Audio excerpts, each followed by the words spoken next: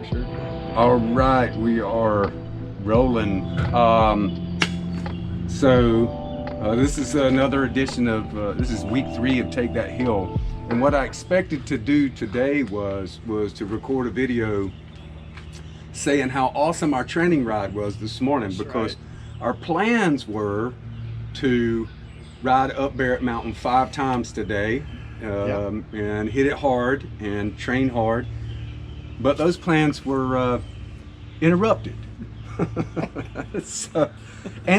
I would tell you, it's a really good thing that we can laugh about it. So, Yes, absolutely. So for those that don't know, on July 2nd, whatever day you're watching this, Thursday, July the 2nd, Rambo and I were doing our normal routine in life, which is to get up early and train hard. That's what we were doing. What we were doing. We were 30 seconds into our ride.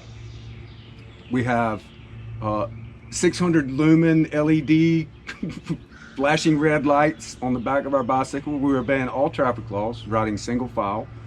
5:30 in the morning. Front headlights too. Yeah. Front and rear headlights. Radars. Yeah. Radar picking up, you know, stuff Vehicles happening, coming up, and a car just took us out. Just Straight hit us from both behind. from behind. From behind. Yeah. Maybe 45 miles an hour. Felt like 450 miles an hour. It did. My goodness. Yeah. So I was in the rear, and hit me first. This is what we think happened. Hit me first, knocked me into Rambo, and then the car hit Rambo too, because we have evidence on his bibs have like the sidewall tire mark on them. Right? Yeah. Yeah, on the bibs and up the back of my shirt too. Yeah. So, hi girls. Yeah. Hi. Okay, so we get hit 450 miles an hour. And so both of us end up in the grass. We're laying there. I thought it broke my back.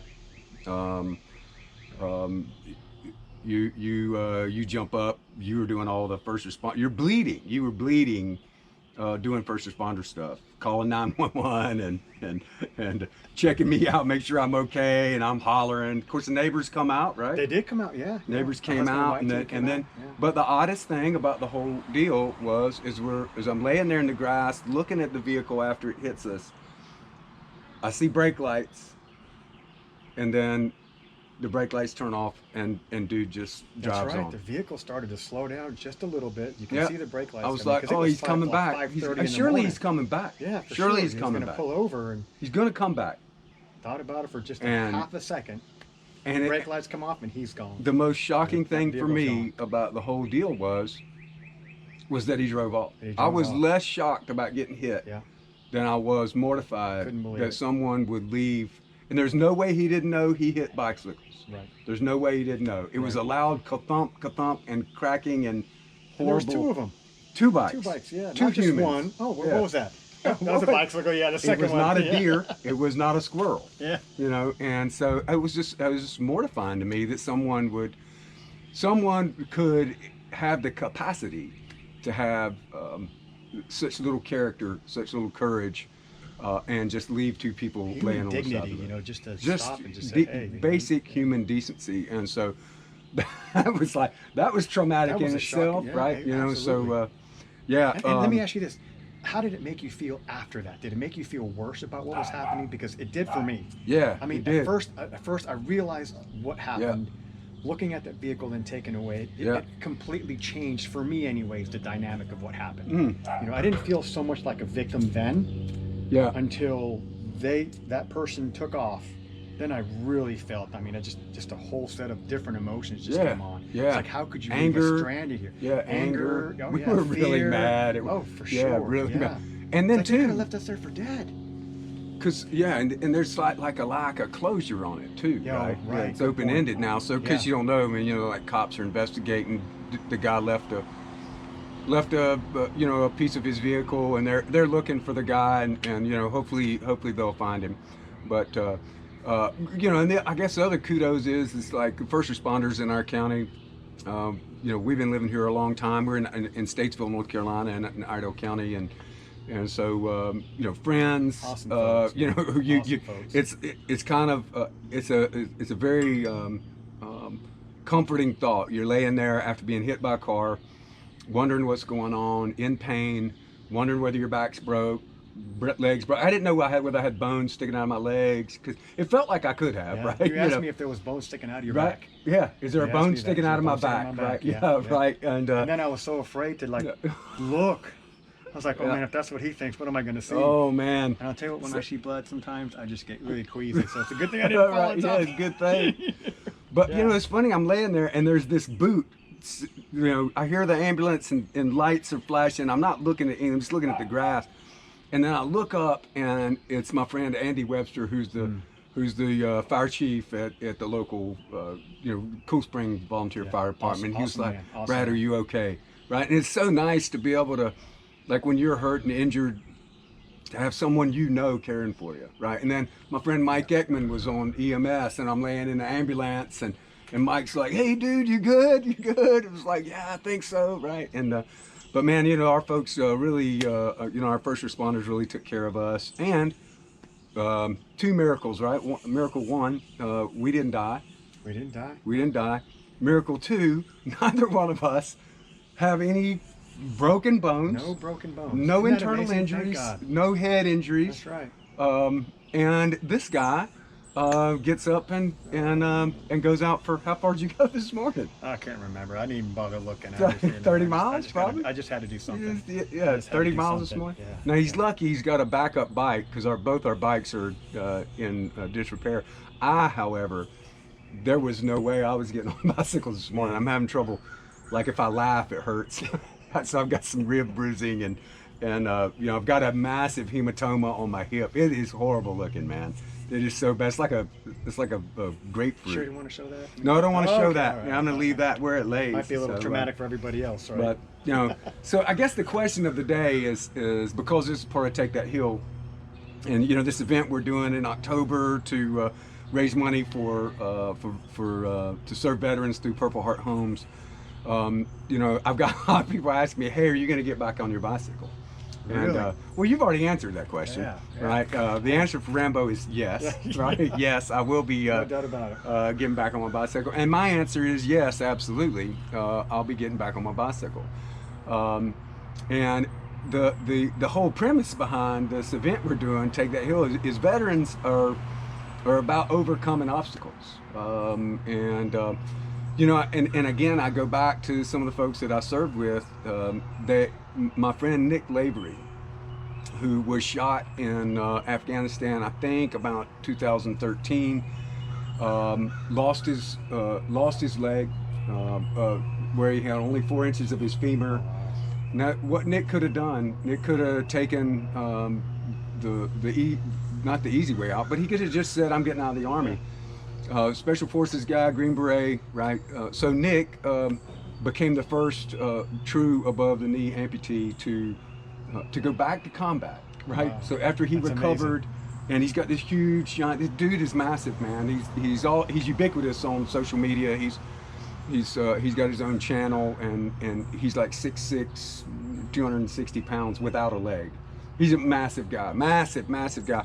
Just this week graduated from the Special Forces Combat Diver School. Wow, that's amazing. Now, how do you do that, That's right? amazing. And so it's that kind of wherewithal, that kind of overcoming attitude. So the short answer is there's no way I'm not doing this thing Oh, without in a October. doubt, There's no absolutely. way, right? Yeah. And so, you know, you get hit by a car, you recover, and you get back on your bike and ride, right? That's what you do. First thing I That's thought what- about. Yeah. First thing I thought How am about. I is gonna when get back on When my am I going to bike? get back on? When's my bike When going am I to be gonna fixed? get When back am I on? going to be fixed? When am I going to get Yeah. back on? So Yeah. so anyhow, I probably have. I'm thinking, you know, it's day by day with me.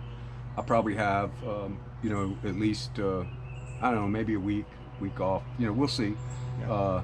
You know, I'm really worried about my fitness numbers in Training Peaks. You know, because they're every day you don't do something, they're going down. They're right? They're going going down, down, that's and Yeah. we're always comparing numbers, right? You know, Always. and so, A couple times a day sometimes. A couple times a day. What's your heart rate? You know, what's so, your fitness? but it's going to be, you know, we're just going to do it. So, anyhow, more to come on that. One of the things that we are going to do here over the next couple weeks, we're going to go on a local radio show with some law enforcement folks and talk about bike and motor vehicle safety and awareness and things like that.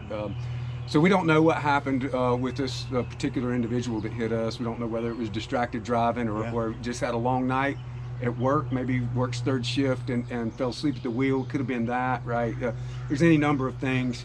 I certainly don't think in any stretch of my imagination that was in any way intentional. And I think that just the reaction at the end was just out of fear, scared, and made a poor decision to drive away from the scene. And so, you know, as a Christ follower, one of the things that I'm commanded to do and is forgive. And so I hope, you know, as this thing plays out, that we get the opportunity to meet this person and just, you know, I would say, tell him how we feel about what he or she did to us, right. But then offer up forgiveness in a way, and I just don't want to be angry at someone the rest of my life. Sure. And you know, I got no lasting injuries. My bike is trash, but bikes can be replaced, and I'm alive. Yeah, thank God. You know, I'm living. Yeah, and so you're alive. Our wives are happy we're alive some days. Right, some days. So, but anyhow, we're just super grateful. So we wanted to put this up. So, hey, Take That Hill training is gonna continue. Absolutely. And I'll have some links in the thingamajig down below where you can start supporting what it is we're doing. And so again, just to summarize what Take That Hill is, it's a 6 to 6.5 hour event on Barrett Mountain in Alexander County, North Carolina, where we're going to ascend Barrett Mountain 16 times, 2 mile stretch of road, 654 feet elevation gain in those 2 miles, and we're going to achieve, each individual rider will achieve a height of 10,000 feet to honor veterans that served on mountains and veterans in general, and then to raise support and awareness for a charity that is near and dear to our hearts called Purple Heart Homes. And so we appreciate any support you might offer, and we're grateful. So any final thoughts from you today? I appreciate you getting me a cup of coffee this morning, inviting me over to do this short little video, and I think it's really important. I'm great at what you're doing. Looking forward to having that talk with the law enforcement and some of the folks within the community, and you know I can always learn from that, so I'm really looking forward to that. Hope you all are as well, and again, I thank you. I thank God for us being alive, being able to talk about it, and being able to continue.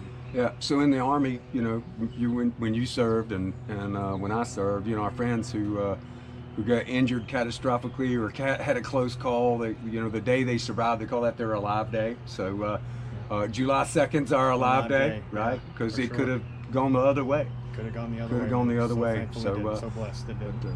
We are blessed. So hey, thanks for tuning in. See you next week. Outstanding. See ya.